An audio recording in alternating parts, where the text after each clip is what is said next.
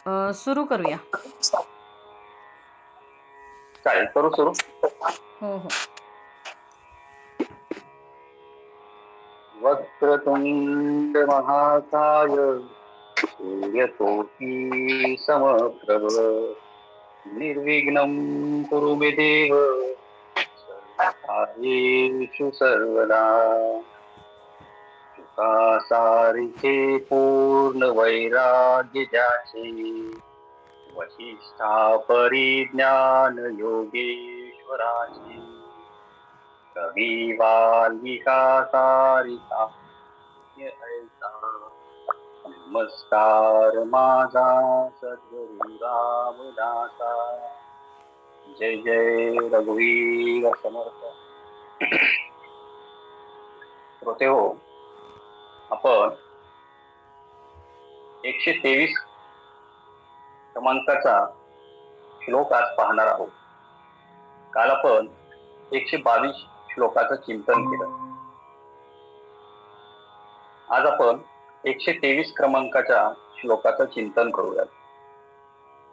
अहिल्ये सती लागी आरण्य पंथे आवा पुढे देव बंदी तयाते बळे सोडिता गाव घाली निशानी पेक्षी कदा राम दाताभिमानी.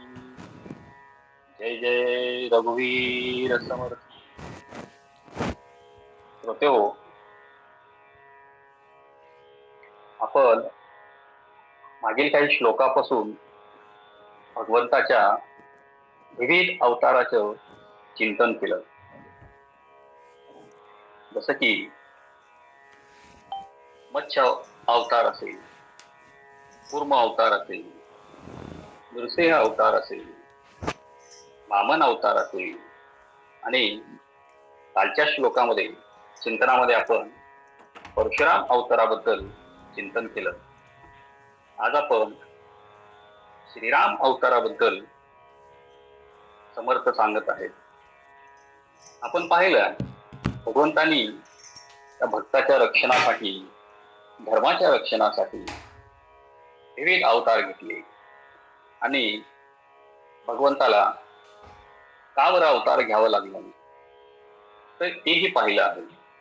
म्हणजे भगवंताचे जसे लाडके भक्त होते, महाभक्त होते, भक्त प्रल्हाद, अंबरीष ऋषी, ध्रुव, गजेंद्र, अजामिळ अशा अनेक भक्ताचं आपण चिंतन केलं, त्यांच्या कथा पाहिल्या.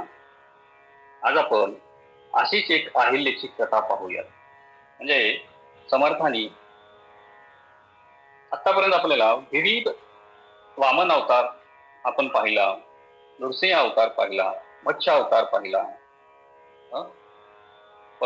परशुराम अवतार पाहिला.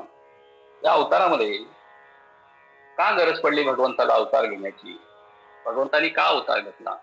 तसं प्रल्हादाच्या रक्षणासाठी नृसिंह अवतार घेतले भगवंतानी, ध्रुव बाळासाठी आणि या धर्माच्या रक्षणासाठी भगवंतानी वेळोवेळी अवतार घेतलेले आहेत, हे आपण जाणतो.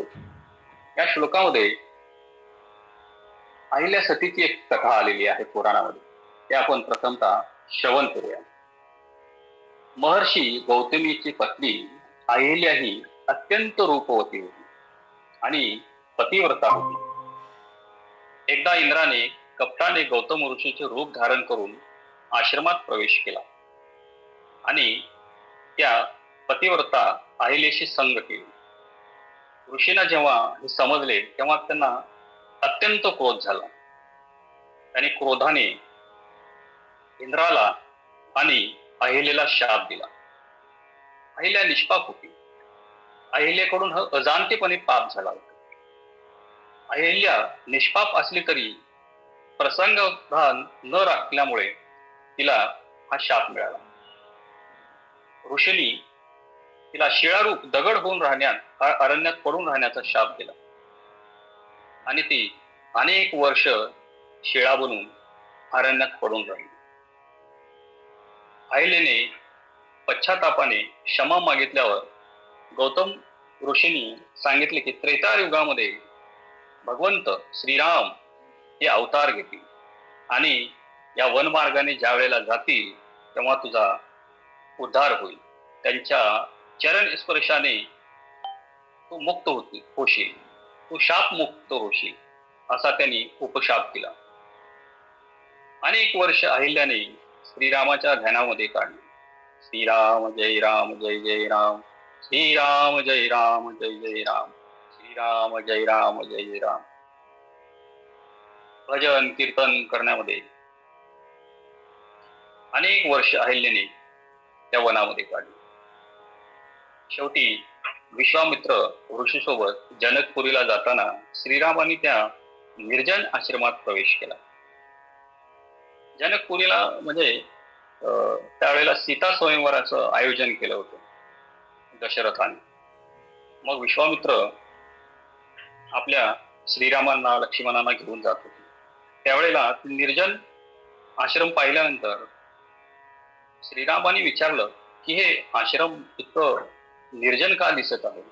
तेव्हा विश्वामित्रांनी श्रीरामांना सांगितलं, ही कथा सांगितली आणि श्रीरामाच्या चरण कमळाचा स्पर्श होताच शिळेचे रूपांतर पुन्हा अहिलेत झाले आणि त्या अहिलेचा उद्धार झाला. बघा श्रोतेहो, भगवंतांनी का अवतार घेतले आपण हे पाहिलं की आपल्या भक्ताच्या उद्धारासाठी, या धर्माच्या रक्षणासाठी. परशुरामांनी सुद्धा एक म्हणजे क्षत्रियांचा वध करून या धर्माचं रक्षण केलं. नरसिंह अवतारामध्ये आपल्या भक्ताचं, प्रल्हादाचं रक्षण करण्यासाठी भगवंतांनी अवतार धारण केले. असे आपण अनेक अवताराबद्दल चिंतन केलं. आज आपण माता सती ही अहिल्या देवी जी होती सती, तिची थोडक्यात आपण कथा पाहिली. अहिल्ये सतीला अरण्य पंथे. भगवंत भक्ताचा उद्धार करण्यासाठी कोणत्याही काटेरी मार्गावरून चालतो, कठोर मार्गाने चालतो, अवतार घेतो. जसं नरसिंहाचं रूप घेतलं भगवंताने प्रल्हादासाठी, म्हणजे अर्ध मानव रूप होतो. नर हरी. वामनाचा अवतार घेतला भगवंताने. अहिल्या अरण्यात तपस्या म्हणजे पश्चाताप करत होती, तपश्चर्या करत होती आणि साधना करत होती. तिच्या विश्वासाला आणि भक्तीला फळ देण्यासाठी श्रीरामानी अरण्यात चालत तिच्यापर्यंत पोहोचले आणि भगवंताचे भक्त प्रती असलेले हे अपार कारुण्य दाखवतो. उडावा पुढे देव बंदित याते. पुढे समर्थ सांगता की आपण रावणाची कथा माहिती की रामाने हा का अवतार धारण केला, रामाचा अवतार का धारण केला, तर अनेकांचा उद्धार करायचा होता भगवंताला. आणि रावण जो अभिमानी होता, त्याचा अभिमान मोडण्यासाठी, त्याला नष्ट करण्यासाठी, त्याचं गर्वाचं हरण करण्यासाठी भगवंतानी हा अवतार धारण केला. रावणाने अत्यंत गर्वाने काय केलं होतं, देवांना बंदिस्त करून टाकलं आणि त्यांचा छळ चालू केला होता. हे भक्ताचे दुःख आणि सज्जनाची लाचारी दूर करण्यासाठी भगवंत अवतार घेतात. स्वतः कष्ट सोसून इतराचे बंध तोडण्यासाठी श्रीरामांचा हा स्वभाव आहे आपण ओळखतो. म्हणून आपण श्रीराम जय राम जय जय राम, श्रीराम जय राम जय राम कृष्ण हरी चा जप करत असतो, श्रीरामांचा उद्धार करत असतो. बळे सोडिता घाव घाली निशानी. बंदिवान देवांना सोडवण्यासाठी आणि असुराचा मदभंग करण्यासाठी श्रीरामांनी आपल्या महापराक्रम केला भगवंतांनी. त्यांनी असुरी शक्तीचा आणि रावणाच्या अहंकारावर थेट प्रहार केला. अहंकार जाळून टाकला रावणाचा. भगवंताचे बळ हे सदैव अधर्माचा नाश करण्यासाठी आणि सत्याची स्थापना करण्यासाठीच वापरलेला. नुपेक्षी कदा राम दासाभिमानी. श्रीराम हे दासाभिमानी आहेत, म्हणजे त्यांना आपल्या भक्ताचा अभिमान आहे. जो मनुष्य देवाला अनन्यसाधारणपणे शरण जातो, श्रीराम त्याची कधीही उपेक्षा करत नाही. हेच समर्थांना या श्लोकामधून सांगायचं आहे. श्रोते हो, आपल्या आयुष्यात जेव्हा संकटे येतात तेव्हा हे संकटे अनेकदा या संकटामध्ये आपण अनेकदा खचून जातो, पण समर्थ आपल्याला भक्कम आधार देतात. भगवंत हा दासाभिमानी आहे, त्याला आपल्या भक्तावर अभिमान आहे. अहिल्याने जसा संयम आणि विश्वासाने रामचरणाची वाट पाहिली, तसेच आपण ही कठीण प्रसंगामध्ये कुठल्याही दुःखामध्ये भगवंताचे नामस्मरण करणे सोडायचे नाही, भक्तीचा मार्ग सोडायचा नाही. हेच आपल्याला समर्थ या श्लोकामधून सांगतात. जय जय रघुवीर समर्थ. पुंडलिकावरदे हरी विठ्ठल पंढरीनाथ भगवान की जय.